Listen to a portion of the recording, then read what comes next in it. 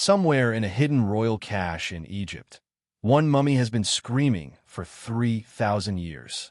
No name, no honors, and DNA says he's a pharaoh's own son. In 1881, archaeologists opened a hidden cache near Deir el-Bahari, in the cliffs above the Valley of the Kings.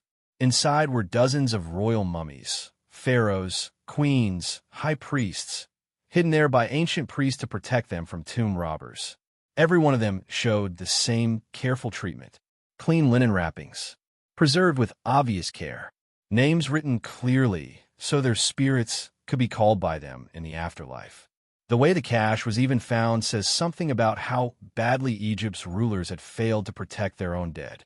According to the story later pieced together, a local man named Ahmed Abd el-Rasul was searching for a goat that had fallen down a hidden shaft in the cliffs. Climbing down after it, he found the tomb instead. His family had actually been quietly looting it for roughly a decade before anyone official found out, selling ancient papyri and funerary goods into the Luxor antiquities market piece by piece. It only became public in 1881 after a dispute over how the stolen profits should be split within the family.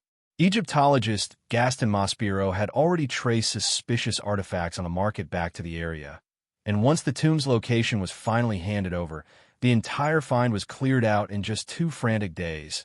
Over 50 royal mummies and nearly 6,000 funerary objects hauled out with almost no documentation. Then they found one body that broke every single rule. His mouth was frozen wide open, twisted into what looks unmistakably like a scream. Researchers call him, to this day, simply Unknown Man, E. And once they started actually examining him, it became clear his contorted expression wasn't even the strangest part. Start with what he was wrapped in. Every other mummy in that cache was wrapped in fine white linen. Unknown Man, he was wrapped in the skin of a sheep or a goat. In ancient Egyptian religious belief, animal hide like that was considered ritually impure, the kind of material that could block a soul from ever reaching the afterlife at all. Wrapping a body in it wasn't a burial. It was closer to a curse. Then there's what wasn't done to him.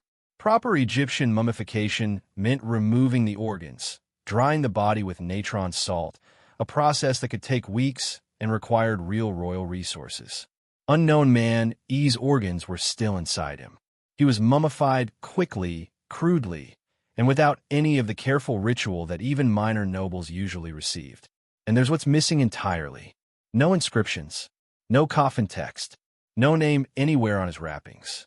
In a civilization obsessed with being remembered by name for eternity, somebody made absolutely certain this man would not be. To understand why that mattered so much, you have to understand what ancient Egyptians actually believed a name was for. Egyptian religious texts, including the Book of the Dead, describe a real risk after death called the second death, not the death of the body, but the complete destruction of a person's identity in the afterlife, erasing them from existence permanently.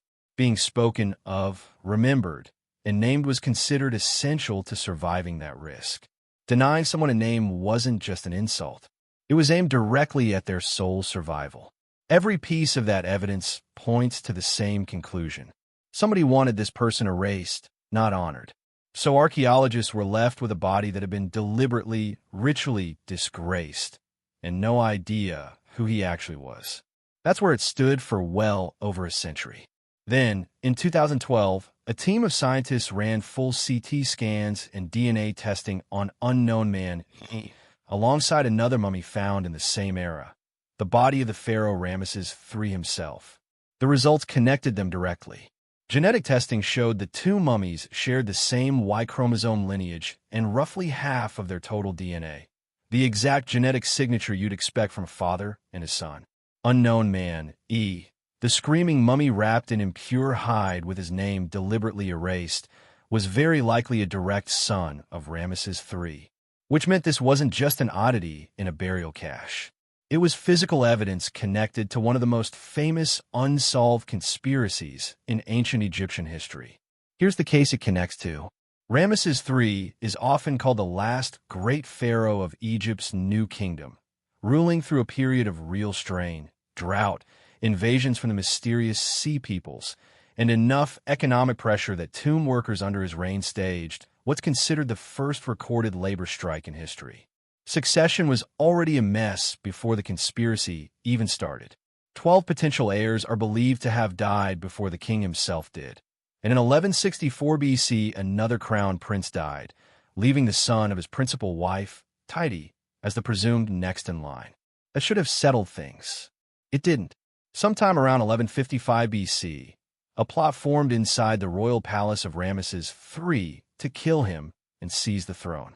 We know this in extraordinary detail because the trial records survived. A document known today as the Judicial Papyrus of Turin, over 5 meters long, listing the conspirators and their sentences. The plot was organized by one of the pharaoh's secondary wives, a woman named Tai. Her son wasn't first in line for the throne. Ramesses III had already named a different heir, born to his principal wife. So Tai allegedly built a network of co-conspirators across the palace to change that by force. Guards, harem officials, even, according to the papyrus, the pharaoh's own physician. The son at the center of the plot is never named in the surviving trial documents. Egyptologists refer to him only by a pseudonym written into the papyrus, Pentawer. His real name was never recorded or deliberately left out. And he wasn't the only one erased this way. The Egyptians had a specific ritual punishment for conspirators like this, and it shows up throughout the trial papyrus. Judges didn't just record the accused men's real names. They replaced them with what scholars now call names of infamy. The same name, twisted into its exact opposite meaning, functioning as a kind of magical curse baked directly into the historical record.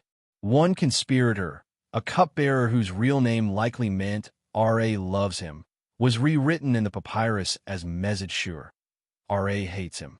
Another was recorded only as Pebekamen, the blind servant, standing in for a real name that likely meant servant of Ammonius.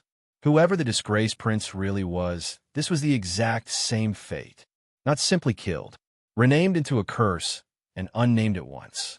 For decades, historians assumed the conspiracy had failed, since Ramesses III was believed to have survived and reigned afterward. Then in that same 2012 study, CT scans of his mummy revealed something that had gone unnoticed for over 100 years. A deep cut across his throat, severe enough to have been fatal almost instantly. Someone had slipped a protective amulet into the wound during mummification, a detail suggesting the priest handling his body already understood what had actually killed him. The conspiracy hadn't failed. It had succeeded at least partway. Ramesses III was murdered. According to the trial papyrus, the plotters were caught.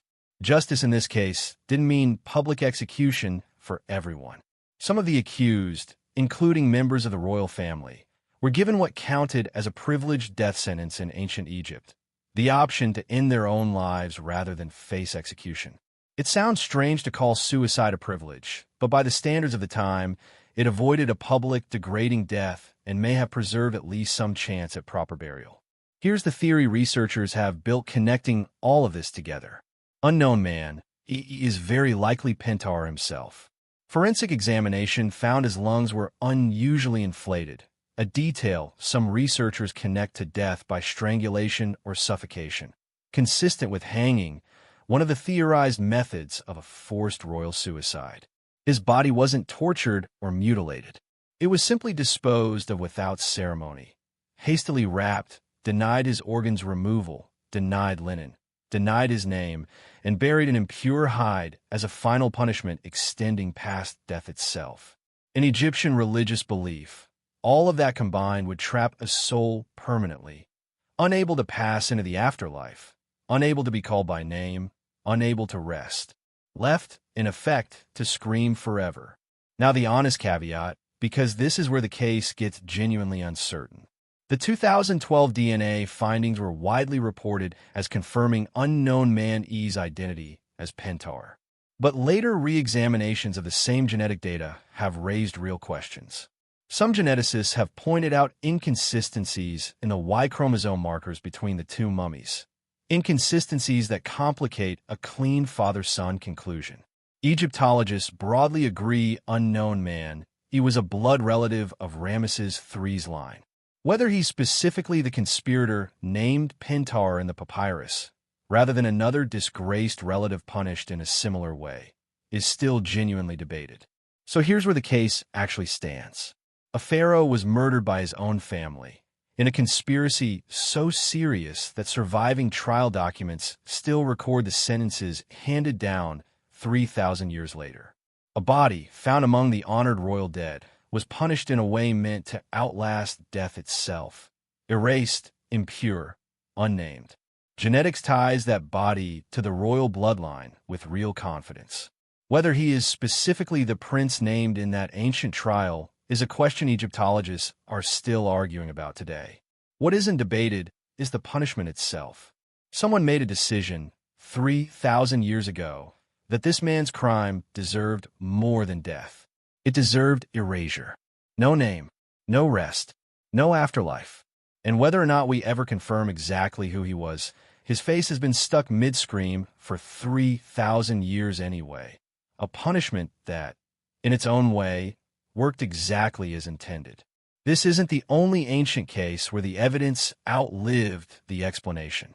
There are others just as strange, just as well documented, and just as unresolved, and we'll be going through them one at a time.